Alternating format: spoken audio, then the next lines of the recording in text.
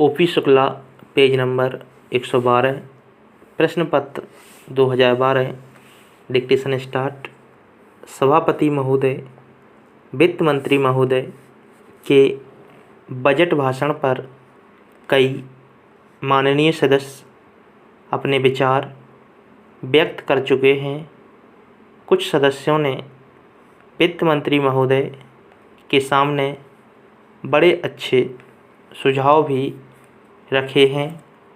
मैं भी सदन को इस संबंध में अपने विचारों से अवगत कराना चाहता हूँ। सर्वप्रथम मैं कर ढांचे के बारे में अपने विचार रखना चाहता हूँ। बजट में करों में कुछ छूट दी गई है, लेकिन कुछ वस्तुओं पर कर बढ़ा दिए गए हैं जो आम आदमी के प्रयोग में नहीं आती हैं। वित्त मंत्री द्वारा करों में जो राहत दी गई है उससे गरीबों को कुछ लाभ होगा, इसमें मुझे संदेह है। मेरे विचार से भारत की कर प्रणाली को बहुत सरल बनाया जाना चाहिए। कर इस प्रकार से लगाए जाने चाहिए जिससे आम लोगों पर इसका प्रभाव ना पड़े। हम देखते हैं कि सरकार किसी वस्तु पर थोड़ा कर लगाती है, लेकिन बाज़ार में उसके दाम बहुत बढ़ जाते हैं।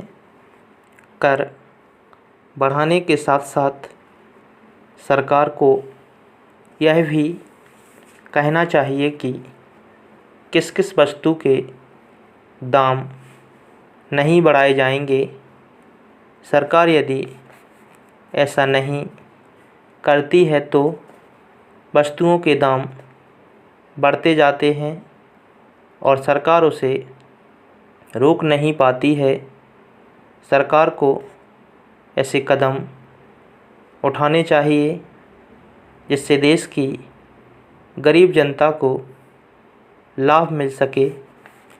महोदय, यह प्रसन्नता की बात है कि सरकार का ध्यान मूल्यों के बढ़ने पर पूर्ण रूप से है। इस बात के लिए सरकार प्रयास भी कर रही है कि भविष्य में मूल्यों में वृद्धि ना हो। बजट में इस बात का भी वर्णन किया गया है कि जो असंतुलन है उसको भी दूर करने का प्रयास किया जाएगा। यह बहुत ही सराहनीय कार्य होगा और मेरी समझ में इससे देश का विकास होगा। हमारा देश कृषि प्रधान देश है। देश की अर्थव्यवस्था कृषि पर निर्भर करती है। बजट में किसानों के लाभ के बारे में कोई जिक्र नहीं किया गया है। किसान मेहनत से अपने खेत में अनाज पैदा करता है। सरकार को चाहिए कि किसान के अनाज को बेचने की अच्छी व्यवस्था कर दे और उन्हें उचित मूल्य दिला दे। इससे किसान अपने खेत में पैदावार बढ़ाने का प्रयास कर सकते हैं। मैं मंत्री महोदय से निवेदन करना चाहता हूं कि बजट में कुछ संशोधन करने पर विचार किया जाए और उसमें ऐसे निर्णय लिए जाएं ताकि देश में जिस उद्देश्य के लिए प्रजातंत्र है वह पूरा हो सके।